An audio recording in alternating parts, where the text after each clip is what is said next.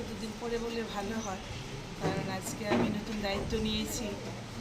তো নিশ্চয়ই আজকের দিনে আমি এই কথাটাই বলবো যে আমাদের রাজ্যের মাননীয় মুখ্যমন্ত্রী যে আস্থা রেখে আমাকে এই দায়িত্বটা দিয়েছেন, সেই দায়িত্বটা আমি সঠিকভাবে যেন পালন করতে পারি। আর যেদিন সঠিকভাবে পালন করতে পারবো সেদিনই আপনারা বুঝতে পারবেন যে ভূমিকাটা কী ছিল, এবং ওই দিনই আমি নিজেকেও সন্তুষ্ট ফিল করব এবং আমি বুঝবো যে না, আমি কাজ করতে পেরেছি। আজকের দিনে আমি এতটুকুই বলবো যে আমি রাজ্যের মাননীয় মুখ্যমন্ত্রীকে এবং আমাদের সংগঠনকে, আমাদের সরকারকে আমি ধন্যবাদ জানাচ্ছি। একটা বিশাল বড় গুরু দায়িত্ব আমাকে অর্পণ করেছে।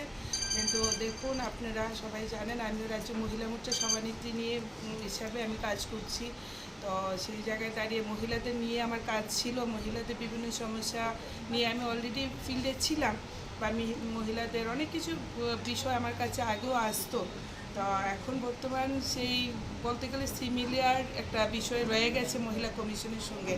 তো সেই জায়গায় দাঁড়িয়ে আমার নিশ্চয়ই একটা আত্মবিশ্বাস অলরেডি তৈরি করাই আছে যে আমি নিশ্চয়ই একটা ভূমিকা পালন করতে পারবো, আর বাকিটা পরে কথা হবে।